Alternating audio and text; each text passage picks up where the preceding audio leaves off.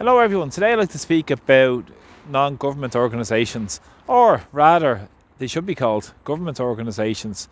They get so much public funds year on year, domestically here in Ireland, to push the government's narrative.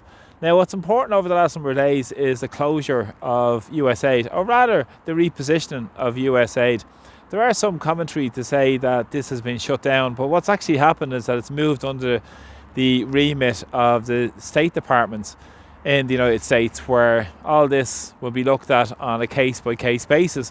And what's important around USAID is the so-called claim of humanitarian intervention and humanitarian aid that's issued through this. What essentially it is, it's been used to pursue interventions, most notably by war. And it's been headed up by a person called Samantha Power since 2021. Samantha Power has a long history of working for the establishment, being a war correspondent back in the time of the Bosnian crisis, and then went to work with the Obama regime in the White House.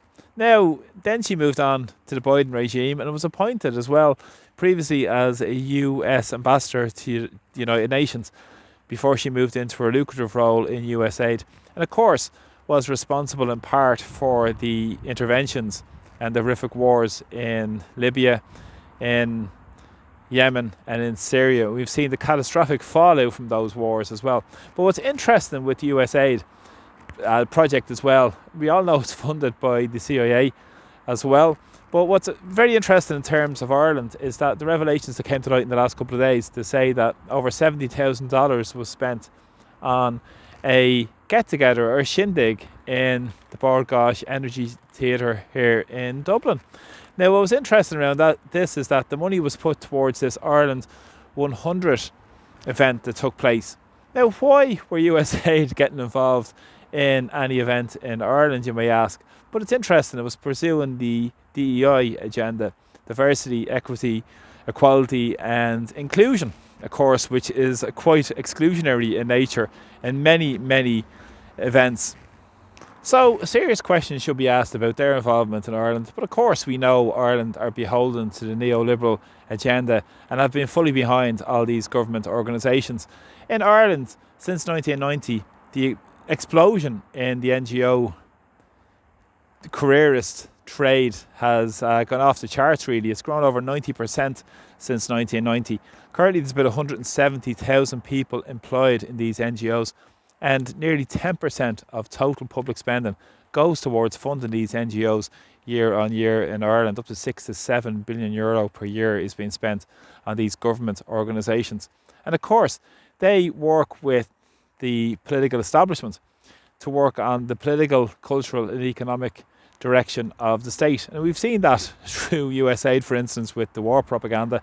We've also seen that domestically with the referendums in Ireland, where all those government organisations were pursuing this referendums on Take a Mother from the Constitution and the Care referendum, which were comprehensively defeated by the people of Ireland. And also we've seen it with the push towards limiting and censoring debate and dissent. And this is critically important in Irish society. When anybody goes against the narrative or the government's narrative, they are challenged by the orthodox professions in the government organisations. But really this has been going on a significant period of time for Ireland, because it's where the state has abdicated its responsibility to provide services for people and they farm them out to these government organisations. Now, as I said, they've abdicated their responsibility in providing basic services, and this is part of the neoliberal agenda, because large and many funded NGOs are financed by aid and development agencies, of course through government and public funds, who are funded by Western governments, the World Bank, the multinational corporations, the globalists and the United Nations. Now this implies here to Ireland in specifically because of the Atlantic philanthropies that was set up a lot number of years ago, and this helped pursue the direction of Irish society by these funded government organisations who get so much, as I said, funding from outside the public purse to pursue certain directions. It's interesting that Bill Gates has given over €30 million in the last 9 to 10 years to USAID as well. Much the same like this Atlantic Philanthropies agency as well, that was very involved in pushing forward the agenda in Ireland and pushing towards this liberal agenda in Ireland also. Now, what's also important with this is that this also moves towards seeing basic human rights as charity. We've seen that through the housing sector, for instance, with the government organisations, and so many of them being funded. And it's a huge industry, homelessness in particular.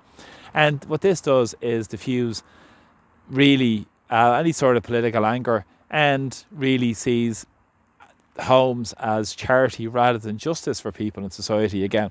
And what's also very interesting with this is that it really de-radicalises a lot of resistance to the status quo in Ireland. Also, there should be really a full independent audit into all these government organisations in terms of what they're doing, on whose behalf are they working for, and of course what agenda are they pursuing as well.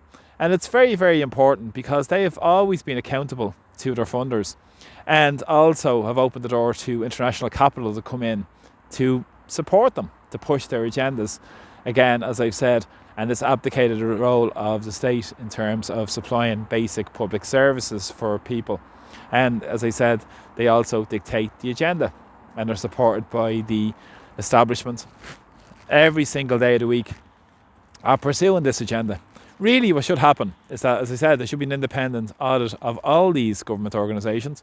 It's just remarkable that nobody's made the connection to the neoliberal agenda, specifically here in Ireland, but internationally also as well, around these nefarious organisations that, again, have got a lot of activists and people who, for instance, who maybe wanted to effect change at some point on board to pursue the government narrative. We've seen it in Ireland, as I said, with the referendum. We've seen it with the issues around immigration. We've seen it with many more issues in Irish society, where anybody goes against the narrative come up against these rock of NGOs. So many NGOs in Irish society. There's some reports that could be up to 30,000 NGOs in Irish society, which is absolutely remarkable for a country of over 5 million people. But this is the way Ireland works. It works for the super rich. It works for the benefits of those who push that agenda, and they'll do whatever they can to push this agenda through the nefarious organisations. And of course, this is who the government work for, when the veil is pulled back from who they actually work for. And when you see all these influences in society, who has its tentacles spread throughout society, you'll see really how the NGO sector is part of the neoliberal agenda as well. So again, thanks for the support on my videos. Really appreciate all the support and all the likes and shares, and please press subscribe to my YouTube channel. So from Dublin today, Slán, take care, bye bye.